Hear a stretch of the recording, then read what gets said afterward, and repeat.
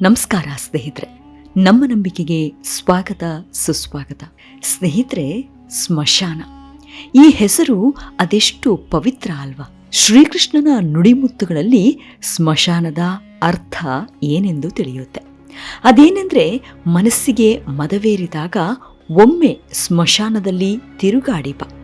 ಅಲ್ಲಿ ನಾನು ನನ್ನದು ಅಂತ ಮೆರೆದು ಅದೆಷ್ಟೋ ಮಂದಿ ಮಣ್ಣಲ್ಲೇ ಮಣ್ಣಾಗಿದ್ದಾರೆ, ಬೆಂಕಿಯಲ್ಲಿ ಬೆಂದು ಬೂದಿಯಾಗಿದ್ದಾರೆ ಎನ್ನುತ್ತಾನೆ ಪರಮಾತ್ಮ. ಅದೆಷ್ಟು ಸತ್ಯ ಸಂಗತಿ ಈ ವಾಕ್ಯ. ನಿಜಕ್ಕೂ ಸ್ಮಶಾನ ಅಂದರೆ ಅದೊಂದು ಪರಮ ಪವಿತ್ರವಾದ ಪುಣ್ಯ ಸ್ಥಳ. ಡಾಕಿಣಿ, ಶಾಕಿಣಿ, ಭೈರವಿ, ಭೈರವ, ರುಂಡಮಾಲಿನಿ, ಭದ್ರಕಾಳಿ ಇನ್ನು ಮುಂತಾದ ಶಕ್ತಿಗಳು ಅಲ್ಲಿಯೇ ಸಂಚರಿಸುತ್ತಿರುತ್ತವೆ ಎನ್ನುತ್ತವೆ ಪ್ರತಿಮಾಶಾಸ್ತ್ರ ಹಾಗೂ ತಂತ್ರಶಾಸ್ತ್ರಗಳು. ಆದರೆ ಇಂದಿಗೂ ಸಾಮಾನ್ಯರಲ್ಲಿ ಒಂದು ಭಯ, ಆತಂಕವಂತೂ ಇದ್ದೇ ಇದೆ.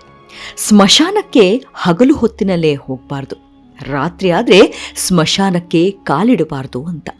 ಮತ್ತೊಂದು ವಿಚಾರ ಅಂದರೆ, ಅಂತ್ಯ ಸಂಸ್ಕಾರ ಅಥವಾ ದಫನ್ ಕ್ರಿಯೆ ನಡೆದ ನಂತರ ಹಿಂದಿರುಗಿ ನೋಡಬಾರ್ದು ಎನ್ನುತ್ತಾರೆ ಹಿರಿಯರು. ಅದು ಯಾಕೆ ಅನ್ನೋ ನಾನಾ ಪ್ರಶ್ನೆಗಳಿಗೆ ಈ ಸಂಚಿಕೆಯಲ್ಲಿ ಉತ್ತರ ನೋಡ್ತಾ ಹೋಗೋಣ.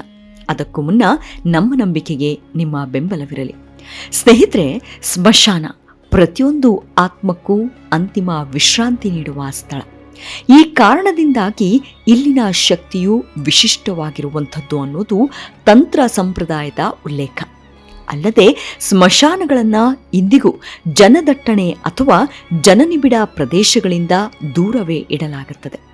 ರಾತ್ರಿ ಹೊತ್ತಲ್ಲಿ ಸ್ಮಶಾನಗಳಿಗೆ ತೆರಳೋದನ್ನು ವಿಚಿತ್ರ ವರ್ತನೆ ಎಂದೇ ನಾವೆಲ್ಲರೂ ಭಾವಿಸಿದ್ದೇವೆ.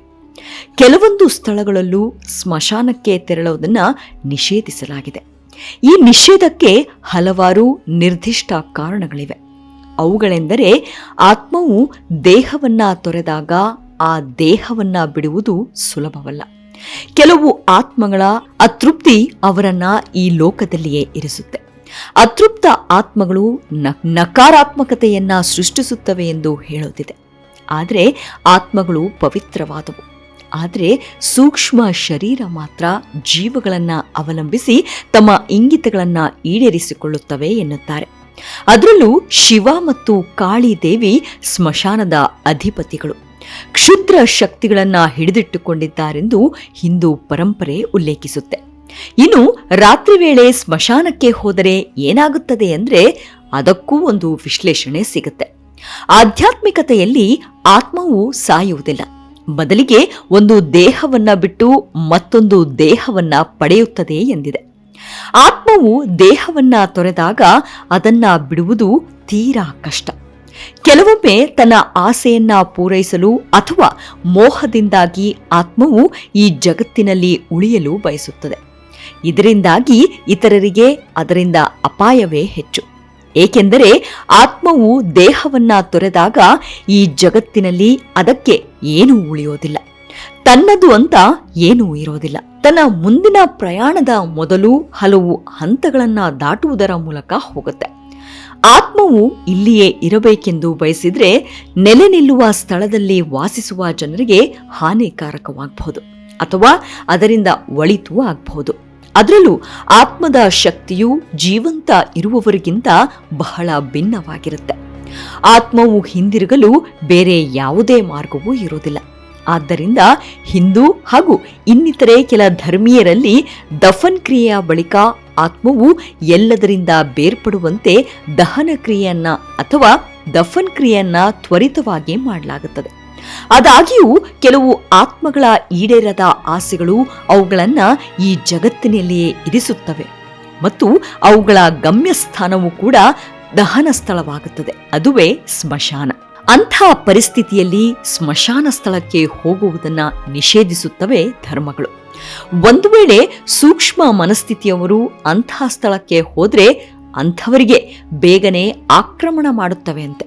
ಹಾಗಾಗಿ ನಿರ್ಜನ ಅಥವಾ ಸ್ಮಶಾನದಂತಹ ಸ್ಥಳಗಳಿಗೆ ಹೋಗುವುದನ್ನು ನಿಷೇಧಿಸಲಾಗಿದೆ. ಆದರೆ ವಿಶೇಷವಾಗಿ ರಾತ್ರಿಯಲ್ಲಿ ಹೋಗಲೇಬಾರದೆನ್ನುತ್ತೆ. ಯಾಕೆಂದ್ರೆ ರಾತ್ರಿಯಲ್ಲಿ ನಕಾರಾತ್ಮಕ ಶಕ್ತಿಗಳ ಪ್ರಭಾವ ಹೆಚ್ಚಾಗಿರುತ್ತೆ.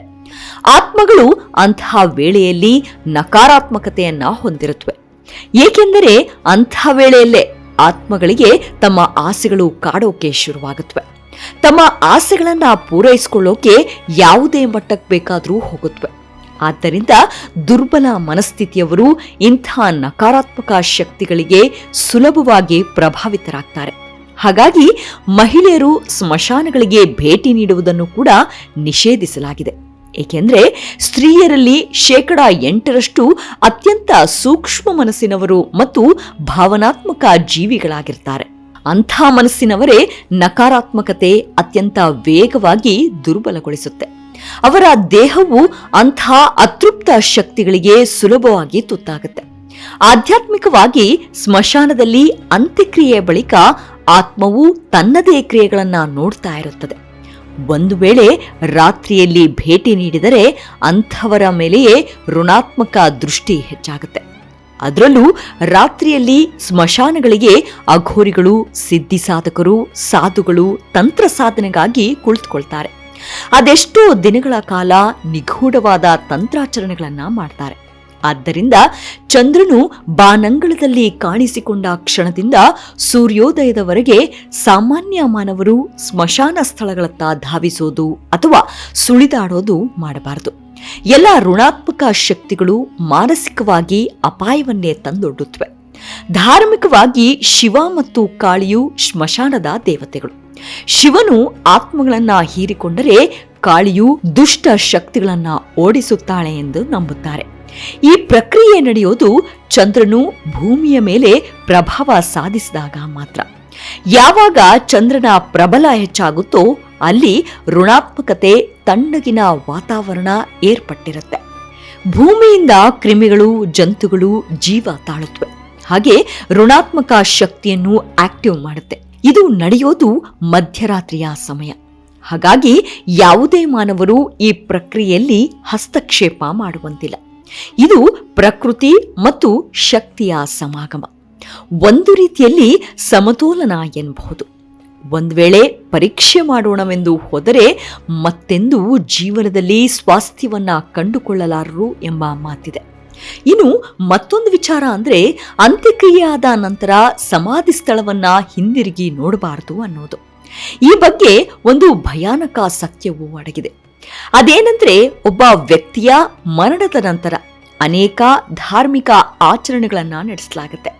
ಈ ಆಚರಣೆಗಳಲ್ಲಿ ಒಂದು ಅಂದ್ರೆ ಅಂತ್ಯಕ್ರಿಯೆಯ ನಂತರ ಕುಟುಂಬ ಸದಸ್ಯರು ಸ್ಮಶಾನದಿಂದ ಹೊರಬಂದಾಗ ಹಿಂತಿರುಗಿ ನೋಡಬಾರದು ಅನ್ನೋದು.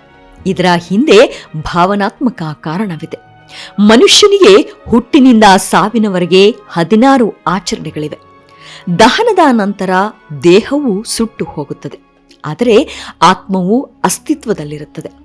ಮರಣದ ನಂತರ ಎಲ್ಲಾ ಆಚರಣೆಗಳನ್ನ 13 ದಿನಗಳವರೆಗೆ ನಡೆಸಲಾಗುತ್ತದೆ. ಈ ವೇಳೆ ಹಿಂದಿರುಗಿ ನೋಡಿದರೆ ಆತ್ಮಗಳ ಆಕರ್ಷಣೆ ಮತ್ತಷ್ಟು ಹೆಚ್ಚಾಗುತ್ತದೆ. ಕನಸಿನಲ್ಲಿ ಕಾಡೋದು, ವಿಚಿತ್ರ ಅನುಭವಗಳಾಗುವುದು, ದೇಹದಲ್ಲಿ ಹಿಡಿತ ಸಿಗದೆ ಇರೋದು, ವಿಚಿತ್ರವಾಗಿ ವರ್ತಿಸುವಂತಹ ಗುಣಲಕ್ಷಣಗಳು ಮೂಡುತ್ತವೆ. ಮನುಷ್ಯನಿಗೆ ಸಾವು ಅನ್ನೋದು ಅಂತಿಮ ಸತ್ಯ. ಹಾಗೆ ಅಂತ್ಯಕ್ರಿಯೆಯು ಅಂತಿಮ ವಿಧಿ. ಹಿಂದೂ ಧರ್ಮದಲ್ಲಿ ಅಂತಿಮ ವಿಧಿಗಳನ್ನ 16ನೇ ವಿಧಿಯಾಗಿ ನಡೆಸಲಾಗುತ್ತದೆ. ಹುಟ್ಟಿನಿಂದ ಮರಣದವರೆಗೆ ಮನುಷ್ಯನಿಗೆ 16 ವಿಧಿಗಳಿವೆ. ಇದರಲ್ಲಿ ದಹನವು ಮರಣಕ್ಕೆ ಸಂಬಂಧಿಸಿದ ಕೊನೆಯ ವಿಧಿ. ಇದರ ನಂತರ ಆತ್ಮವು ತನ್ನ ಮುಂದಿನ ಪ್ರಯಾಣದಲ್ಲಿ ಹೊಸ ದೇಹವನ್ನ ಪಡೆದು ನಿರ್ಗಮಿಸುತ್ತದೆ. ಆದರೆ ಅದುವರೆಗೂ ಆತ್ಮವು ತನ್ನ ಹಿಂದಿನ ನೆನಪು ಹಾಗೂ ಬಾಂಧವ್ಯಗಳ ಬಂಧನದಲ್ಲಿಯೇ ತೊಳಲಾಡುತ್ತಿರುತ್ತೆ. ನನ್ನ ಬಂಧುಗಳು, ಪ್ರೀತಿ ಪಾತ್ರರನ್ನ ಬಿಟ್ಟು ತೆರಳೋದಕ್ಕೆ ಅಸಹನೀಯ ವೇದನೆ ಅನುಭವಿಸುತ್ತಿರುತ್ತೆ. ಒಂದು ಅವಕಾಶಕ್ಕಾಗಿ ಕಾದು ಕುಳಿತಿರುತ್ತೆ. ಆದ್ದರಿಂದ ಅಂತಿಮ ವಿಧಿಗಳ ಸಮಯದಲ್ಲಿ ಕೆಲವು ಪ್ರಮುಖ ಆಚರಣೆಗಳನ್ನು ಮಾಡಲಾಗುತ್ತದೆ. ಅವುಗಳಲ್ಲಿ ಮುಖ್ಯವಾದದ್ದು ಅಂದ್ರೆ ದೇಹವನ್ನ ಅಂತ್ಯಕ್ರಿಯೆ ಮಾಡಿದ ನಂತರ ಸಂಬಂಧಿಕರು ಸ್ಮಶಾನದಿಂದ ಹೊರಡಲು ಪ್ರಾರಂಭಿಸಿದಾಗ ಅವರು ಹಿಂದಿರುಗಿ ನೋಡಬಾರದು ಅನ್ನೋ ಮಾತನಾಡ್ತಾರೆ.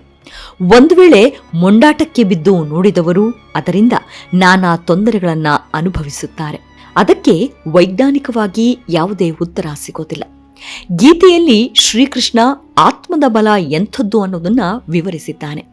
ಆತ್ಮವನ್ನು ಯಾವುದೇ ಆಯುಧದಿಂದ ಕತ್ತರಿಸಲಾಗದು, ಬೆಂಕಿಯಿಂದ ಸುಡಲಾಗದು, ನೀರಿನಿಂದ ತೇವಗೊಳಿಸಲಾಗದು, ಮತ್ತು ಗಾಳಿಯಿಂದ ಒಣಗಿಸಲಾಗದು ಎಂದು.